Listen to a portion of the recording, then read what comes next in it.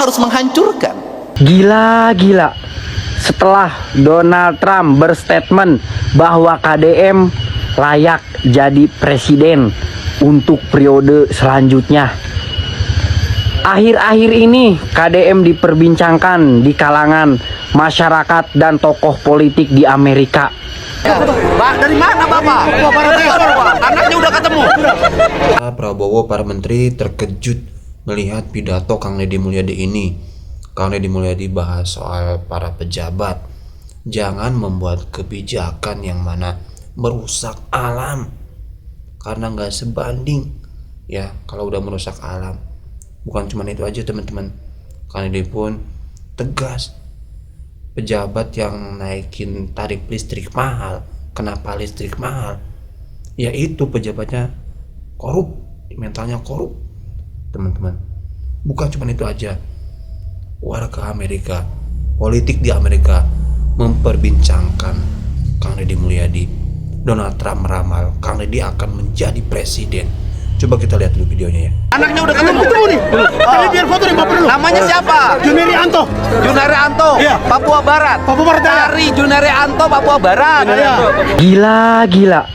Setelah Donald Trump berstatement bahwa KDM layak jadi presiden untuk periode selanjutnya, akhir-akhir ini KDM diperbincangkan di kalangan masyarakat dan tokoh politik di Amerika.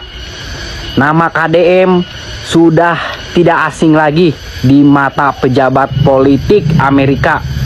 Gila. Bukan hanya warga Indonesia saja yang jadi bahan pembicaraan KDM, tapi KDM juga jadi bahan pembicaraan bagi warga masyarakat Amerika Serikat. Gila.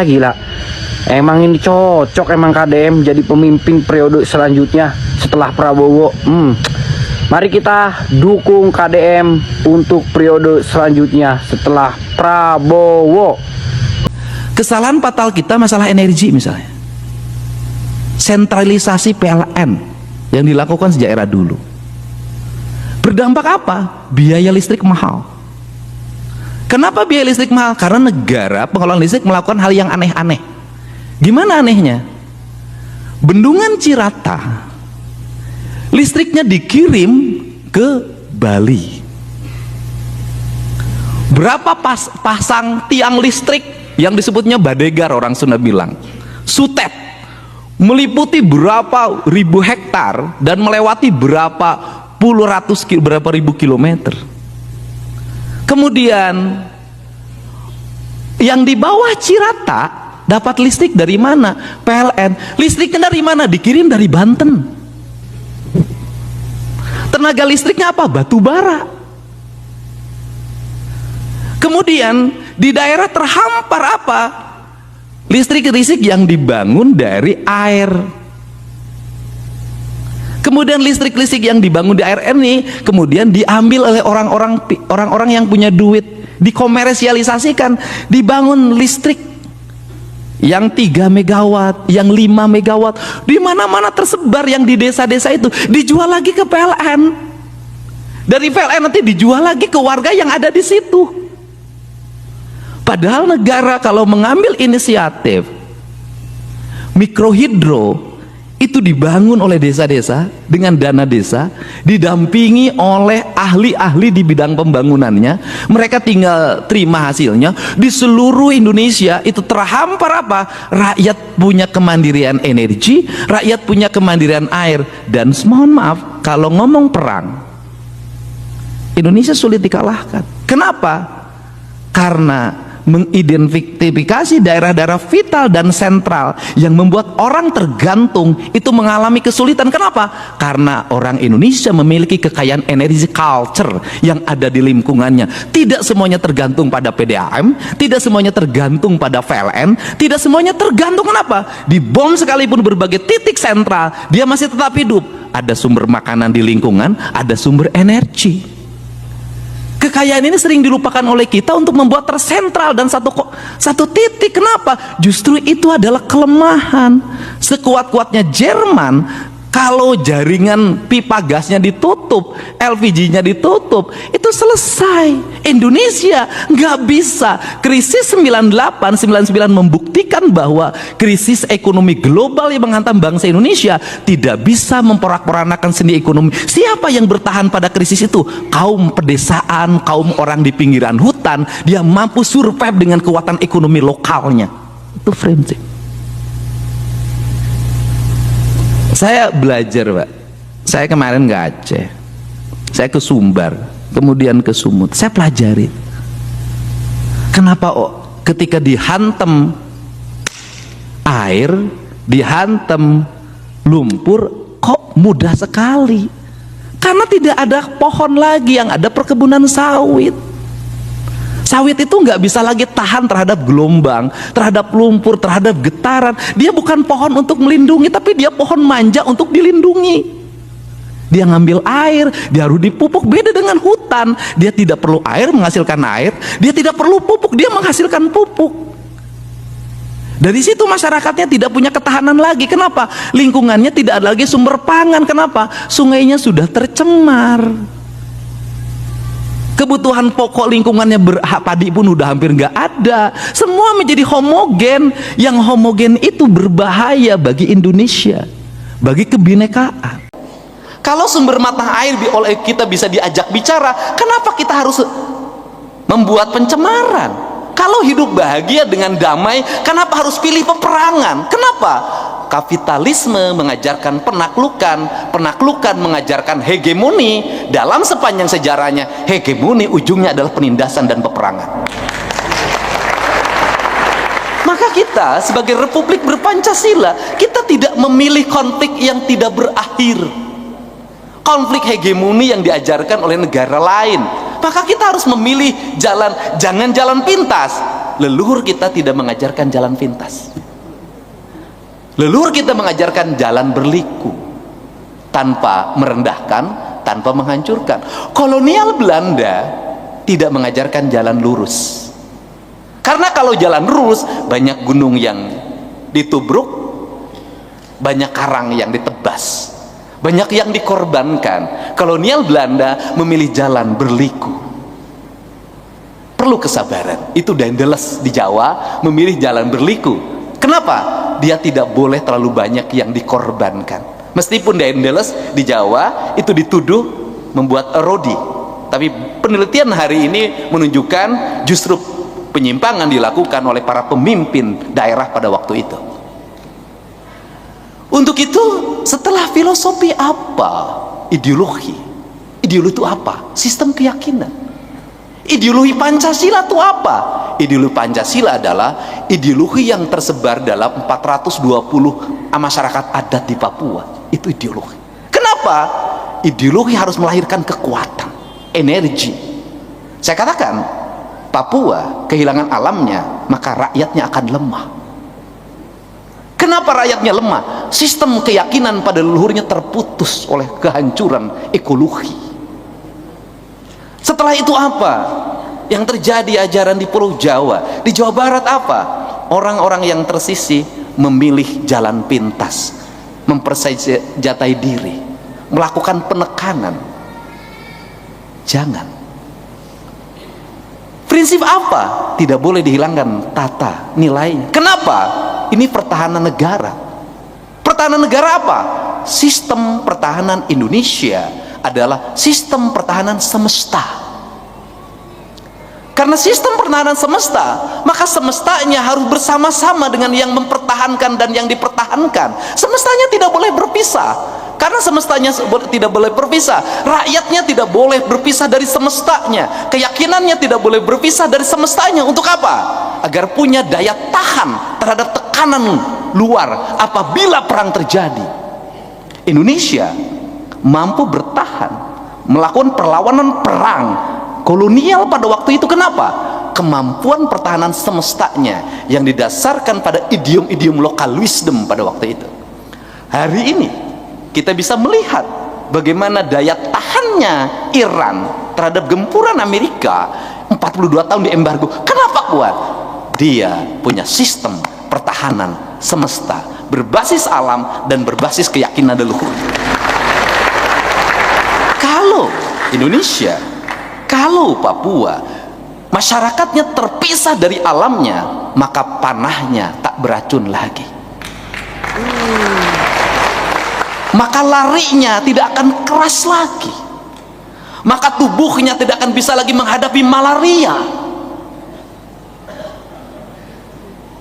Maka dia tidak bisa lagi berlari di atas samudra. Kenapa? Dia sudah menjadi orang yang terasing dalam lingkungannya, dan lingkungannya tak lagi memberikan perlindungan. Kenapa? Sudah ada yang terpisah antara manusia dengan semestanya. Maka budaya yang membentuk karakter lingkungan akan memperkuat dirinya. Dan yang berikutnya adalah tinggal satu hal yang kita masukkan adalah sosiologinya. Sosiologi kita sudah terbangun. Masyarakat Papua, masyarakat yang memiliki nilai sosiologis yang tinggi. Dia terbuka bagi siapapun. Orang Sunda di sini bisa hidup.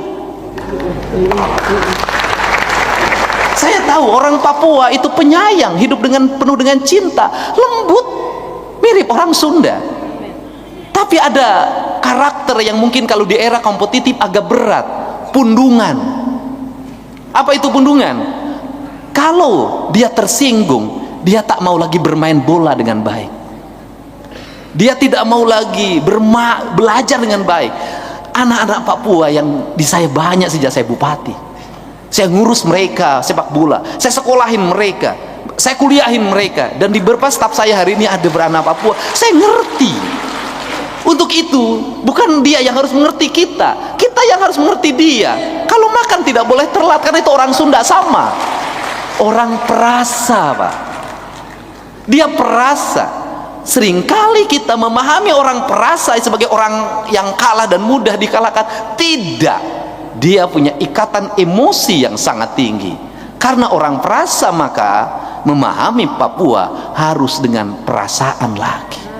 Cinta harus bertemu dengan cinta. Cinta tidak bisa bertemu dengan strategi dan taktik. Selama ini orang Papua menghadapi strategi dan taktik dengan perasaan. Untuk itu apa yang harus dilakukan oleh Pak Doktor sebagai pimpinan grup WA yang membuat pertemuan hari ini sampai ngundang saya, menambah mindset sama seperti orang Sunda dan orang Jawa, memasukkan teknokrasi bagi kaum perasa. Kalau teknokrasi dipegang oleh perasa, maka teknokrasinya menjadi etnoscience. Negara lain mengajarkan teknokrasi tapi tidak mengajarkan perasaan. Kita punya perasaan, kita punya teknokrasi.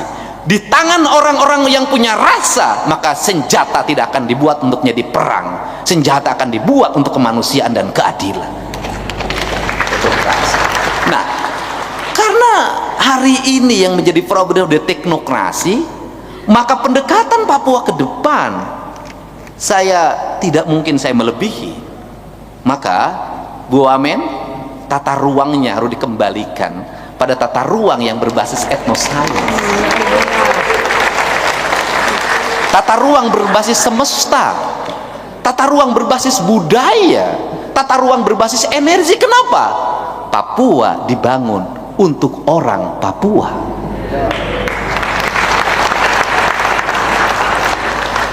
Kita belajar juga dari industrialisasi di Jawa Barat. Apa yang terjadi di industrialisasi? Selain kemajuan pendapatan yang meningkat, ekonomi yang semakin tinggi, banyak orang yang kehilangan tanahnya. Tadinya dia merasa bangga ketika tanahnya berubah jadi industri. Dia punya kontrakan 100 kontrakan, tapi karena kawin terus akhirnya kontrakannya tinggal 2. Karena tradisi itu tradisi. Sia orang Sunda sia ingin nyaho sia. Makanya saya memberikan contoh, daripada kawin terus lebih baik tidak kawin.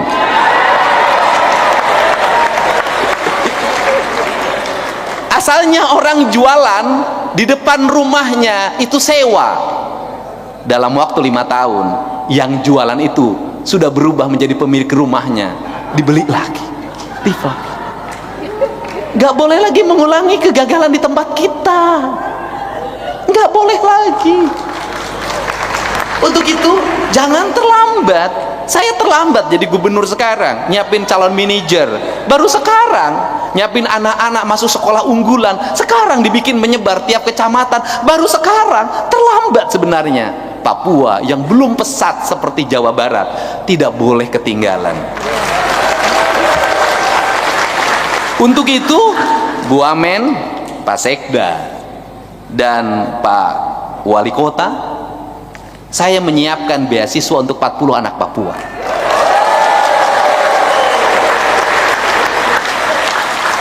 Silahkan kuliah di Bandung, biaya hidupnya kami tanggung sampai dia selesai. Tapi kalau nanti saya galak-galak sama anak Papua di sana, sebenarnya bukan benci, karena kau bukan lagi bersaing dengan orang Papua, kau bersaing dengan banyak orang yang punya pikiran strategik, yang punya kebiasaan licik, Untuk itu kita tidak boleh lagi mau dilicikin. Assalamualaikum warahmatullahi wabarakatuh. Alhamdulillah teman-teman semua, tadi kita sudah melihat pidato dari Gubernur Jawa Barat Kang Deddy Mulyadi. Kang Deddy bahas bagaimana cara pengelolaan anggaran, ya, terutama Kang Deddy bahas itu tentang kenapa listrik bisa mahal, kenapa PLN ya listriknya kemahalannya teman-teman, ya karena salah dalam pengelolaan. Ya, bukan cuma itu aja teman-teman, warga Jawa Tengah pun berbicara Kang Deddy Mulyadi, bahkan Kang Deddy dibicarakan oleh pejabat di Amerika, ya, kagum dengan sosok Kang Deddy Mulyadi. Ya, luar biasa ya teman-teman. Kita bukannya membagus-baguskan ya, tapi ini real fakta di lapangan seperti itu. Tadi pun pidato Kang Deddy luar biasa ya, penuh dengan daging ya. Saya rasa ya para pejabat, para menteri Prabowo ya pasti terkejut melihat pidato Kang Deddy Mulyadi tadi teman-teman. Ya, sampai segitu ngototnya Kang Deddy untuk membela rakyat kecil, segitu tegasnya loh Kang Deddy membela rakyat kecil teman-teman. Ini luar biasa ya teman-teman, harus kita apresiasi ya. Dan ya kita berharap para pejabatnya ya seperti Kang Deddy membela rakyat kecil, ya, menyayangi rakyat kecil. Ya kita yang kita harapkan ya itu ya, pejabatnya sayang kepada rakyat. Ya, Kang Deddy udah terus-menerus pidato ya, mengingatkan ya para pejabat, para menteri ya, agar mereka jangan lupa mereka tuh digaji oleh siapa. Ya, itu jangan lupa ya Pak. Semoga jadi pengingat ya untuk para menteri, para pejabat. Pidato Kang Deddy Mulyadi ini ya harus digarisbawahi ya, sebarkan seluas-luasnya. Ini pidato luar biasa itu teman. Para menteri, dengarkan ini. Oke, itu dia video kali ini. Terima kasih, semoga ada manfaatnya ya, terus untuk diri saya pribadi.